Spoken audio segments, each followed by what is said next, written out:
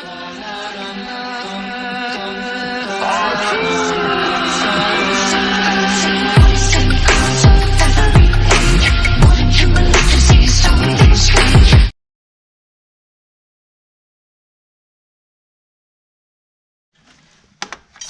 you want to do is completely remove the tie rod, the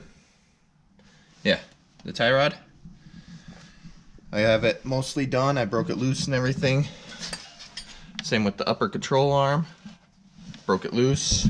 Once you get the nut off part way, you want to strike right here with the mallet and it'll pop loose.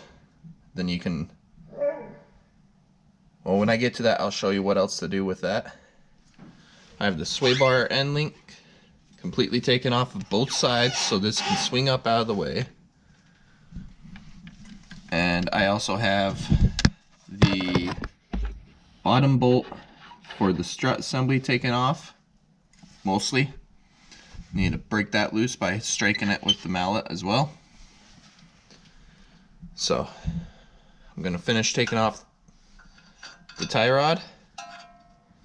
Then I'll show you how to take off the upper control arm. So with the upper control arm, what you want to do is take your breaker bar. Oh, let me readjust this. Take your breaker bar, stick it up here,